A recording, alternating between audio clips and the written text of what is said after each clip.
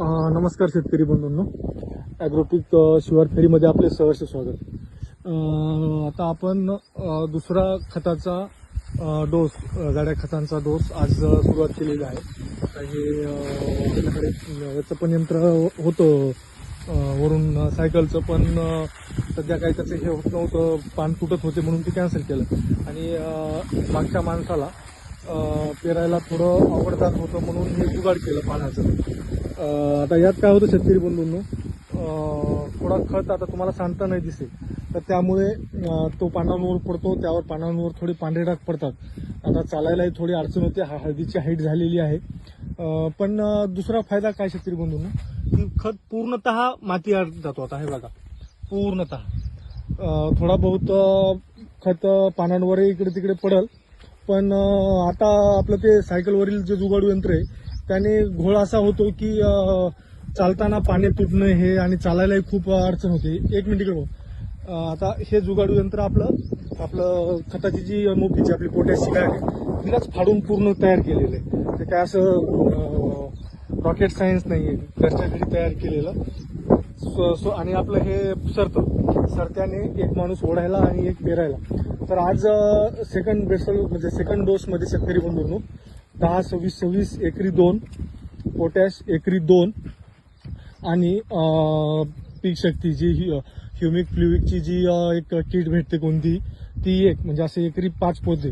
कारण यावेळेस डोस यासाठी जास्त टाकतोय की आणखी 1 महिन्यानं आता हळदीची बुक खूप मोठी होईल. हळदी आता 70 दिवसांवर गेलेले आहेत आणि सप्टेंबर एंडिंगला शेतकरी बंधूंनो हळदीला माल लागायला सुरुवात होते. आज आपण पोटॅश पेरला तर त्याचे म्हणजे ते लागू होण्याचं मात्रा जी आहे ती 45व्या दिवशी सुरू होते आणि 70व्या दिवशी संपते. म्हणजे आज जर आपण खत पेरला 45 दिवस म्हणजे तो आपल्याला हळद ज्यावेळेस कण लागायला सुरुवात होईल त्यावेळेस तो बरोबर त्याला म्हणजे याला भेटेल, अपटेक करण्यास भेटेल. त्यामुळे आपण पोटॅश यावेळेस आता शेतकरी बंधूंनो एकरी 2 10-26-26 2 MOP 46 म्हणजे आपलं पोटॅश आणि एखादं ह्युमिकसाठी वगैरे घेऊन टाका. कारण यानंतर काही शेतकऱ्यांना जमलं तर तिसरा डोस देतात. आम्ही शक्यतो 2च डोस देतो. झालं आता जाड्या खतांचं वरून देण्याचं हे आम्ही आता इथे स्टॉप करून टाकतो. म्हणजे फक्त 2 डोस वरून हळदीला. आणि दिवाळी झाल्यानंतर मग मात्र पांढरा पोटॅश जो आपला जाडा खतच असतो पण तो पाण्यात विरघळतो, म्हणून आम्ही त्यावेळेस काय करतो तो आपण याने देऊन टाकतो ड्रिपने, कारण तो पूर्णतः पाण्यात विरघळतो. तर शेतकरी बंधूंनो, खूप शेतकरी बंधूंचे याच्या संदर्भात फोन येत होते सेकंड डोस संदर्भात. तर बाकी काही एक्स्ट्रा वगैरे खर्च न करता ह्या त्या किटा आता काही गरज नाहीये. युरिया अजिबात वापरू नका. आपल्याला ती हिरवी करून काय तिची सोयरीक लावायची नाही, काही नाही. हळद आता असं काही नाहीये की तिची हाईट वाढली 4 चौघांमध्ये स्टेटस ठेवायला आणि रील टाकायला हळद चांगली पाहिजे असा त्यातला अजिबात प्रकार नाही. तिला आवश्यक काय ते मराठीत म्हण आहे, काय पिकतंय याच्यापेक्षा काय विकतंय हे खूप महत्वाचं आहे. शेवटी उत्पन्न आपल्याला कोणतं देणार आहे. आता एक माणूस पुढे वळतो बघा या यंत्राने आणि मागच्या सरत्यावरला एका मुठीने ते सुरू राहतं एकदम अॅक्युरेट आणि पूर्णतः खत खाली पडला जातो शेत आणि लागलीच तो मातीआड होतो. आपण वरून जर फेकले खत तर त्यात काय होतं, आता यावर्षी पावसाळ्याचं तर काही कोणी हेच करू शकत नाहीये, पडला म्हणजे नाहीच आहे अशातला भाग आहे. आता याला आपण 2 दिवस मोटर लावली होती. दरवर्षीची जी कंडिशन असती तर हळद खूप छान दिसली असती. हळद आणखी छान आहे, नाही अशातला भाग नाही, पण हाईट थोडी दरवर्षीसारखी नाहीये, पण ते छान आहे. हाईट जास्त असावं असं काहीच नाहीये. सगळा खेळ आपला फुटव्यांवर अवलंबून असतो. फुटव्यांचं गणित मी तुम्हाला मागच्या व्हिडिओमध्ये सांगितलेलं आहे. ज्या शेतकरी बंधूंनी आणखी फुटव्यांसाठी खत वगैरे सोडलेले नसतील तर 126100 किंवा 144800 एकरी 8 किलो प्रमाणे एकदा सोडून द्या. फवारणीचं म्हणसाल तर आता कंदमाशी शेतकरी बंधूंना खूप दिसत आहे. काही शेतकऱ्यांचे सडीबद्दलही फोन आले. तर क्युनॉल फॉस घ्या. त्याने ही पोखरणारी जी ठिपके करणारी आळी आहे तिचं पण नायनाट होईल आणि दुसरी गोष्ट म्हणजे कणमाशीचा पण पूर्णतः नायनाट होऊन जाईल. ज्या शेतकरी बंधूंनी कणसडीसाठी आणि उमणीसाठी क्लोरो 20% 1 लिटर, ब्ल्यू कॉपर 500 ग्राम प्रति एकर ड्रिपने आणखी सोडले नसेल तर त्यांनी तेही सोडून घ्यावे. कारण काय होतं शेतकरी बंधूंनो, आता एकदम जे सिंपल टेक्निकल आहे हे जर आपण नाही दिले आणि पुढे जर यदा कदाचित आलं तर मग 10-10, 15-15, 20-20 हजार रुपयांचे डोस घ्यावे लागतात. त्यात मुळांचंही नुकसान होतं, हळदीचंही नुकसान होतं. आणि एकदा मुळा जळाल्या हळदीच्या की नंतर तुम्ही लाख मोलाची औषधं टाकले तरी काही एक उपयोग नाही. मग रोज तो दुकानदार आपल्याला काहीतरी ठोकणार, आपण आणणार सोडणार, त्याचा फायदा काहीच होणार नाही. त्यापेक्षा सध्या जे स्वस्तात मस्त काय क्लोरो 20% 350, 400, 500 रुपयापर्यंत भेटून जाईल आणि 500-600 रुपयापर्यंत ब्ल्यू कॉपर. तर एकरी 1 लिटर क्लोरो आणि 500 ग्राम ब्ल्यू कॉपर सोडून द्या. ड्रिचिंगचं झालं, विद्राव्य खतांचं सांगितलं 1261 किंवा 144800 एकरी 8 किलो प्रमाणे फुटव्यांना आवश्यक खत आहे.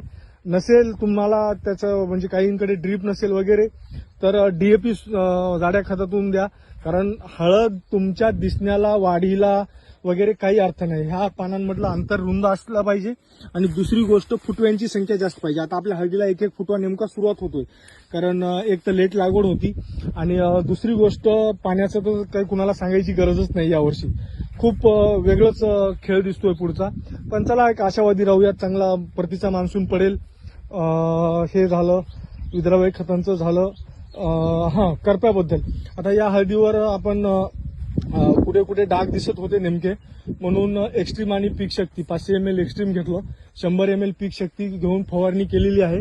तर करपा पूर्णतः कंट्रोलमध्ये आहे शेतकरी बंधूंनो. कुठेही तुम्हाला नवीन कळीवर वगैरे डाग अजिबात दिसणार नाही. तर फवारणी क्विनॉल फॉस पर लिटरला 2 ml म्हणजे 20 लिटरचा पंप असेल तर 40 ml घ्या. एकरी 500 ml एक्स्ट्रीम घ्या आणि पीक शक्ती 100 ml घ्या आणि फवारणी करून घ्या, तिन्हीचं कॉम्बिनेशन करून. म्हणजे कंदमाशी वर पान पोखरणारी आळी आणि करप्याचा संपूर्णतः नायनाट होईल आणि कंप्लीट 1-1.5 महिना परत फवारणीची गरज पण नाही पडणार शेतकरी बंधूंनो. दुसरं आणखी ज्या शेतकरी बंधूंना पहिल्यांदा माती वगैरे लागवड झाली नसेल तर शेतकरी बंधू यावर्षी खूप चुका करतायत. माती लागवड करताना शेतकरी बंधूंनो, आता ही हळद आहे आपली, या हळदीच्या इकडे माला पडला पाहिजे. हा आतील दांड जितका तुम्हाला छोटा करता येईल तितका करा.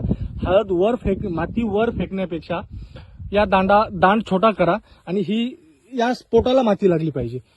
म्हणजे आता इथून पुढं पोटबंडा सुरू होणार. पोटबंडा झाला की कंद लागायला सुरुवात होणार. कंद लागली नंतर मग ती बाजूला हळद लागणार ना, वर नाही लागणार. त्यामुळं वर माती फेकण्याचा अजिबात प्रयत्न करू नका. खोऱ्याने किंवा कोळपून बाजूलाच पोटाला माती दाबण्याचा प्रयत्न करून घ्या. बेड जितका अरुंद होईल हळद तितके पोकते, नाहीतर मग ती शेंग आखूड किंवा आपल्या ग्रामीण भाषेत बोटकी राहते.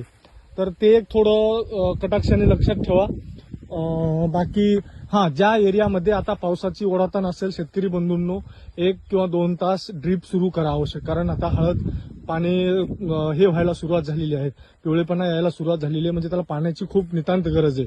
तर ड्रीप अवेलेबल असेल, स्प्रिंकलर अवेलेबल असेल तर ते सुरू करून घ्या. बाकी आणखी काही मुद्दा राहिला असेल कमेंट बॉक्समध्ये विचारा. परत एखाद्या पुढच्या व्हिडिओमध्ये कव्हर करेल, नाही तर कमेंट बॉक्समध्ये उत्तर देईल. जर सायकलवरील यंत्र चालवायला आता सध्या जमत नसेल तर हे जुगाड खूप छान आहे आणि खत चांगला पडतोय. खताचं दुसऱ्या डोसचं नियोजनही झालं, विद्राव्य खतांचं नियोजन झालं, फवारणी झालं, ड्रिचिंग झालं. आणखी तुम्हाला काही अडचण असेल, काही हे असेल तर शेतकरी बंधूंनो अवश्य विचारा. फक्त हे ध्यानात ठेवा, इथं आपलं खत टाकताना मजुराच्याने किंवा आपल्या याच्याने खत वरून पडतोच पानावर, तर त्याला भिवू नका. तो करपा नाहीये. पांढरा डाग पडलेला पानावर तो खताचा असतो. कारण याला आता थोडं पाणी मिक्स झालं की याचा डाग पडणारच झाला. तर त्याला अजिबात भिवू नका. पोटॅशची मात्रा देण्यास मात्र सुरुवात करा. बाकी आणखी काही राहिला असेल तर शेतकरी बंधूंनो कमेंट बॉक्समध्ये नक्की विचारा. तुर्तास धन्यवाद. मोबाईल नंबर माझा धनंजय भालेराव 99